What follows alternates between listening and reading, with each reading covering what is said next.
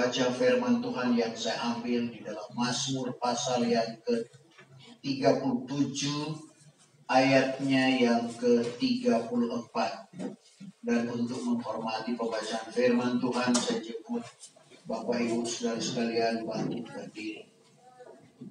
Dalam Alkitab terjemahan lama berkata sebagai berikut. Nantilah akan Tuhan dan peliharakanlah jalannya, maka ia pun akan meninggikan dikau, supaya engkau mempusakai tanah itu. Maka apabila orang jahat itu dibinasakan, engkau akan melihatnya. Terima kasih, puji Tuhan, silakan duduk. Firman Tuhan yang kita baca dan dengar pada pagi hari ini adalah Mazmur Daud. Bapak Ibu Saudara, Raja Daud adalah raja yang dipilih oleh Tuhan, yang diurapi oleh Tuhan lewat Samuel. Kita sudah tahu ceritanya dalam 1 Samuel 16, bagaimana Samuel diutus oleh Tuhan untuk pergi ke rumah Isai dan meminyaki atau mengurapi salah satu anak dari Isai. Samuel yang disuruh oleh Tuhan, dia bertindak dan pergi. Setibanya di rumah Isai, dia melihat Elia yang tinggi perkasa. Dia tidak lagi bertanya kepada Tuhan, inikah dia ya Tuhan? Langsung dalam pikirannya, inilah dia yang akan diurapi oleh Tuhan. Sementara Samuel berpikir demikian, datang firman Tuhan kepadanya. Samuel, jangan engkau pandang ketinggian lembaga seseorang. Manusia hanya memandang apa yang ada di hadapan. Tetapi Tuhan memandang sampai ke dalam batin. Demikian juga Syama. Sampai ke-7 anak laki-laki diperhadapkan kepada Samuel. Semua ditolak oleh Tuhan. Dan akhirnya Samuel bertanya, masih adakah orang muda? Teringatlah Isai akan Daud. Dan akhirnya dia dipanggil. Bapak Ibu Saudara, meskipun Daud sebagai seorang yang tulus pada pemandangan Tuhan, tapi dia juga manusia biasa. Dia tidak lepas dari kekurangan, kesalahan, dan dosa. Tapi ada satu hal yang luar biasa yang diungkapkan di dalam Mazmur 71 ayat 16. Bahwa aku akan pergi dengan kuat kuasa Tuhanku, serta menyebut kebenaran-Mu, bahkan hanya kebenaran-Mu. Tetapi kita lihat ada satu hal, seperti yang saya katakan tadi. Lepas dari keterbatasan, kekurangan, kelemahan, salah, dan dosa yang pernah dibuat oleh Daud. Saudara, Daud membunuh panglima perangnya Uria secara tidak langsung. Dan dia mengambil istri Uria. Dan ini merupakan satu kesalahan yang besar yang dilakukan oleh Daud. Dan apa yang terjadi Bapak Ibu Saudara? Daud datang kepada Tuhan. Dia datang meminta kesalahan lewat Natan yang datang diutus oleh Tuhan untuk menegur dia dengan hikmat yang Tuhan anugerahkan kepada Natan. Dia bercerita ada orang kaya yang punya banyak lembu domba. Ada kedatangan tamu. Ada orang miskin yang hanya mempunyai seekor domba dan dia hidup bersama domba itu dan dia anggap domba itu juga sebagai anaknya. Orang kaya yang menerima tamu ini, dia tidak menyembelih binatang yang banyak padanya, tapi dia mengambil binatang dari orang miskin ini. Daud langsung menjawab, tak dapat tiada orang itu akan mati dibunuh. Natan berkata, Tuhanlah orangnya. Mendengar hal itu, Daud dia menangis di hadapan Tuhan. Dia minta pengampunan. Dan Tuhan mengampuni, tapi bukan berarti setelah diampuni habis perkara. Absalom yang rencananya untuk melanjutkan perjuangannya justru memberontak kepadanya, dan dia juga yang memberontak mati tergantung di kayu. Dan Bapak Ibu Saudara, kita perhatikan akan kehidupan Daud. Luar biasa. Dalam Wahyu 22 ayat yang ke-16, Tuhan Yesus digambarkan sebagai akar benih Daud.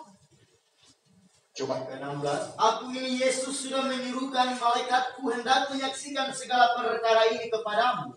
Bagi segala sidang jemaat, akulah akar dan benih Daud. Akulah akar dan benih Daud. Dan bintang fajar yang gilang gemilang itu. Bintang fajar yang gilang gemilang itu. Tuhan menyatakan dia adalah akar benih Daud. Kita tahu dia adalah Tuhan.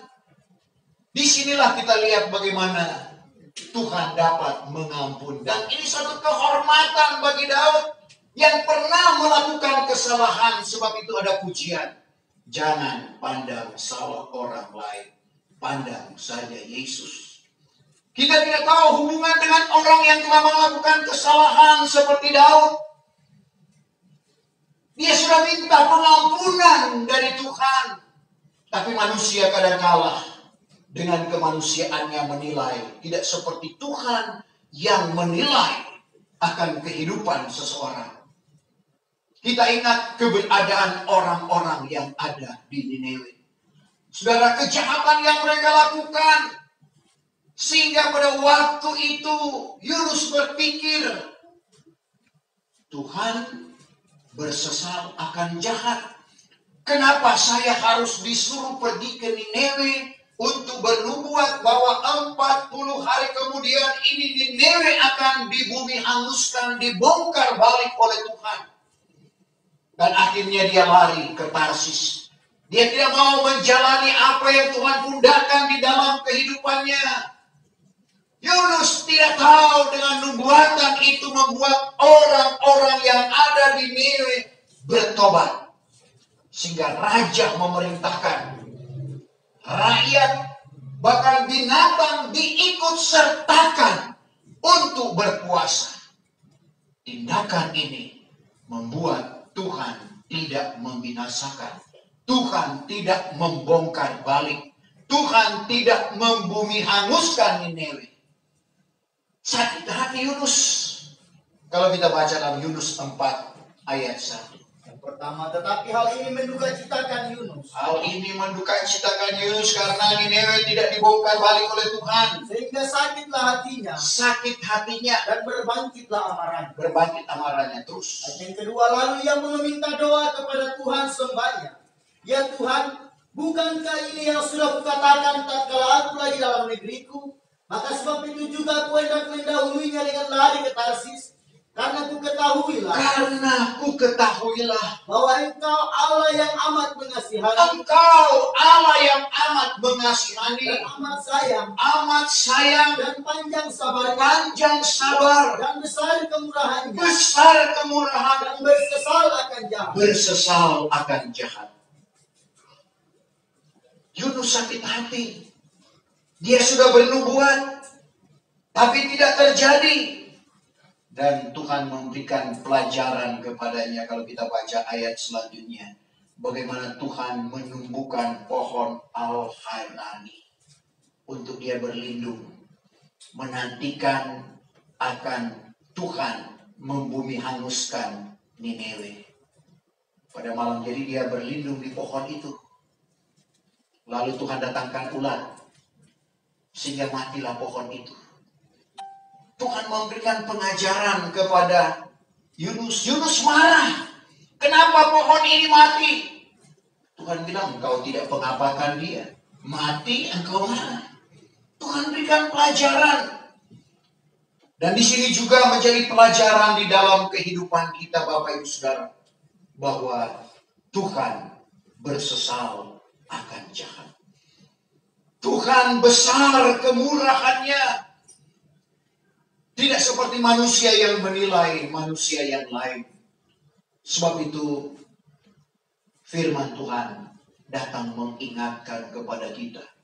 Kalau kita senantiasa datang kepada Tuhan, Tuhan maha pengampun, maha penyayang.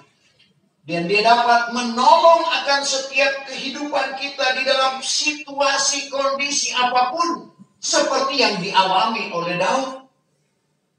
Kita lihat bagaimana pertolongan Tuhan yang Tuhan boleh nyatakan di dalam kehidupannya. Pada waktu dia sebagai seorang gembala. Dia dapat mengalahkan singa dan beruang. Ini binatang yang buas. Tapi dia kalahkan. Itu karena pertolongan Tuhan. Saya saja ambil gambar dengan macan yang jinak. Ada pawangnya, ada rasa takut. Tapi waktu itu almarhum ketua umum, waktu itu Bapak Pendeta Katut, dia berani. Saya juga memberanikan diri karena ada berita 1 bulan ke 2 minggu sebelumnya.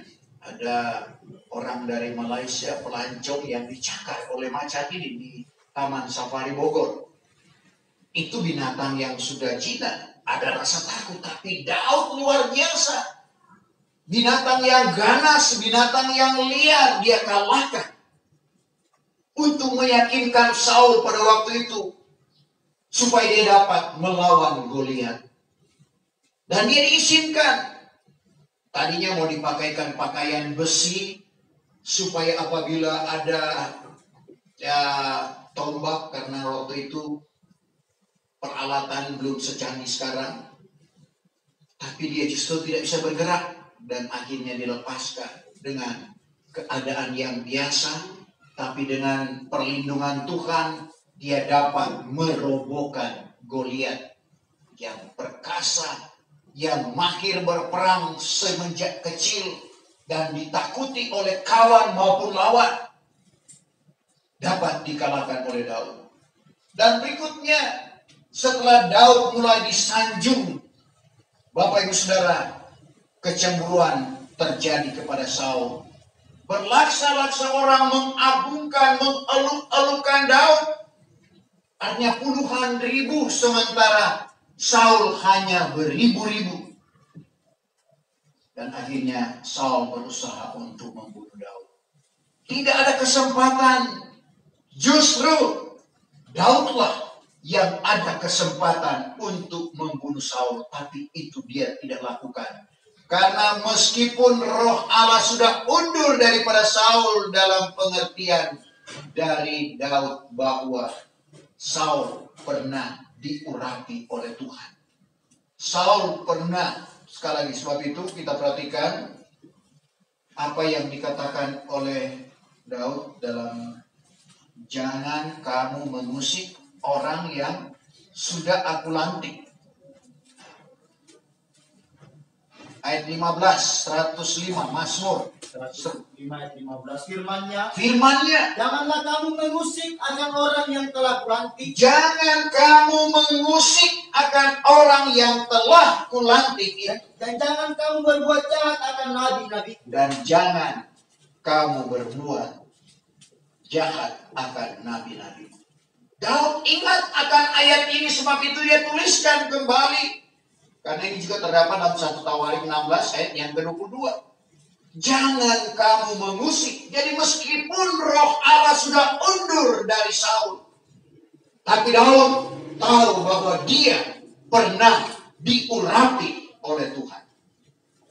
Dan Bapak Ibu Saudara yang kekasih di dalam Tuhan Yesus Kristus, sekali lagi Daud tidak mau membalas kejahatan dengan kejahatan. Firman Tuhan yang dijabarkan oleh Paulus dalam ajaran Tuhan Yesus dalam Roma pasal yang ke-12 ayat 21, jangan kamu dikalahkan oleh kejahatan. Salinan lama, jangan kamu ditewaskan oleh kejahatan, tapi tewaskanlah kejahatan dengan kebajikan. Artinya kita membalas kebaikan, kejahatan itu dengan kebaikan. Karena Tuhan Yesus berkata, Matius 5 ayat 43, kamu sudah dengar. Kasihilah temanmu, bencilah musuhmu. Ayat 44 Tuhan berkata, tapi aku berkata kepadamu, kasihilah seterumu, doakan orang yang menganiayakan kamu. Inilah yang dipegang oleh Daud sehingga dia tidak membalas kejahatan dengan kejahatan. Dia menewaskan kejahatan itu dengan kebaikan. Dan dia ungkapkan dalam ayat firman Tuhan yang kita baca pada saat ini. Nantikanlah akan Tuhan dan peliharakanlah jalannya. Kamus Besar Bahasa Indonesia kata nanti itu waktu yang tidak lama dari sekarang. Atau waktu kemudian. Atau tunggu. Menantikan artinya menunggu. Ada orang yang mengatakan menanti atau menunggu ini adalah penyakit yang membosankan. Menunggu. Saudara. Tetapi Daud berkata, nantikanlah akan Tuhan, peliharakanlah jalannya. Jadi kita yang menunggu, bukan Tuhan yang menunggu. Sebab itu kita di sini ya syukur sudah ditetapkan jam 9. Sebelum jam 9 kita sudah datang. Nantikan Tuhan. Kita memang menanti Tuhan, bukan Tuhan yang menanti akan kehidupan kita. Dan kalau kita lakukan akan hal ini Bapak Ibu Saudara. Jadi kita dikatakan nantikanlah akan Tuhan dan peliharakanlah jalannya. Kita pelihara akan jalan Tuhan. Karena jalan Tuhan itu sempurna. Mazmur 18 ayat yang ke-31. Mazmur 18 ayat 31. Maka jalan Allah itulah sempurna adanya. Jalan Allah itu sempurna adanya. Dan firman Tuhan itu maha suci. Firman Tuhan itu maha suci. Maka ialah suatu perisai bagi segala orang yang percaya. Firman Tuhan sebagai perisai bagi orang yang percaya. Jalan Allah sempurna. Kalau kita berjalan pada jalan Allah ini, kita akan dibawa pada kesempurnaan. Sebab itu sekarang kita harus menyelidiki hukum yang sempurna. Dan bukan hanya menyelidik, bukan hanya meneliti. Sebagaimana yang disuratkan dalam Yakobus 1 ayat 25. Tetapi orang yang menyelidik hukum yang sempurna. Orang yang menyelidik atau orang yang meneliti hukum yang sempurna. Yaitu hukum kemerdekaan. Hukum kemerdekaan. Apakah hukum kemerdekaan itu? Hukum kemerdekaan tidak lain berbicara tentang hukum di zaman Roh Kudus ini. Di mana Bapak, Ibu, saya dan saudara hidup.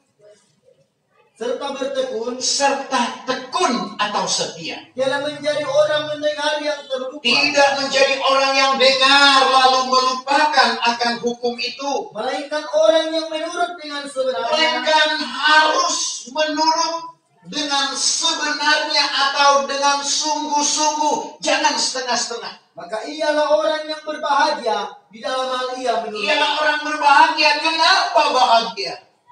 Karena yang meneliti hukum yang sempurna ini sekali lagi akan sampai pada sempurna roh, jiwa, dan tubuh. Sempurna menurut Kamus Besar Bahasa Indonesia lengkap.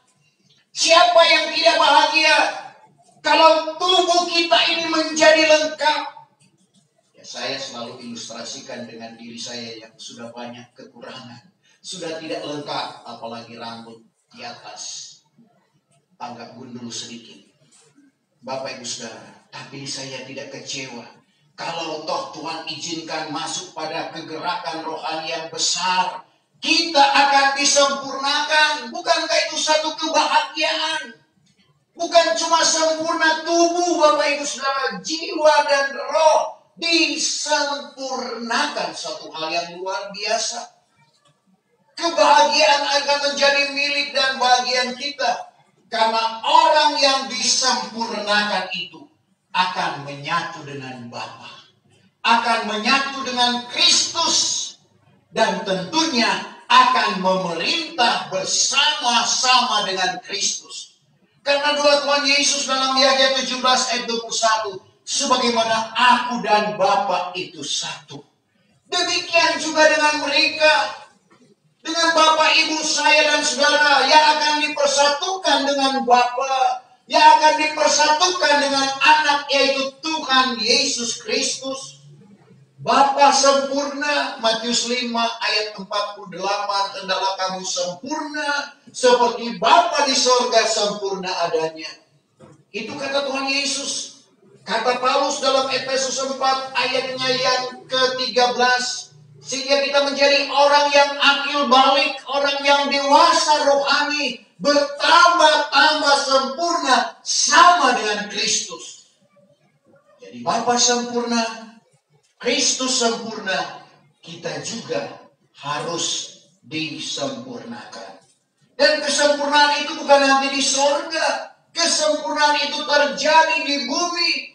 Dan orang-orang yang disempurnakan inilah yang diangkat pada keangkatan gereja Tuhan. Sehingga Paulus suratkan kepada jemaat yang ada di Tesalonika. 1 Tesalonika 5 ayat yang ke-23. 23.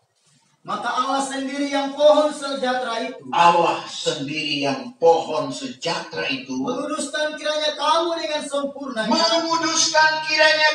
dengan sempurnanya, dan segenap roh dan nyawa dan tubuh kamu terpelihara dengan tiada bercacat celah, tidak ada lagi cacat celah pada masa kedatangan Tuhan kita Yesus Kristus. pada masa kedatangan Tuhan kita Yesus Kristus. Kalau tidak disempurnakan pada kegerakan rohani yang besar, pada ujung meterai yang keempat, akan tertinggal dan akan masuk pada zaman antikris. Yang kata Tuhan Yesus, itu adalah masa kerusakan yang belum pernah terjadi dan tidak pernah akan terjadi lagi.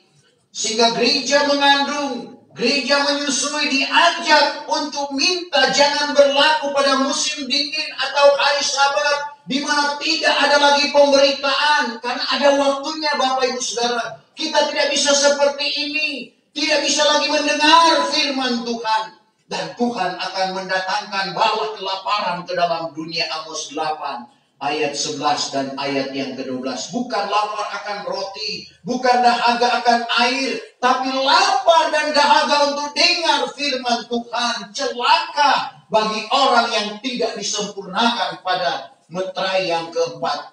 Karena meterai yang kelima, sekali lagi, masa vakum, tidak ada lagi pemberitaan. Tetapi orang-orang yang sudah disempurnakan tinggal menunggu apakah dia termasuk pada orang-orang yang dibilang atau ditetapkan masuk pada bilangan yang akan mati sakit, atau orang-orang yang ditetapkan untuk tidak mengalami kematian dan akan diangkat pada keangkatan gereja Tuhan.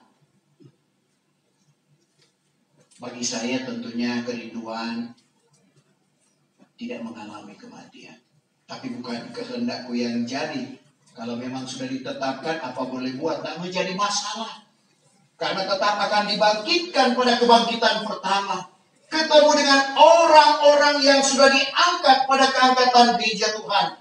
Barulah masuk pada pesta perjamuan kawin anak domba Allah.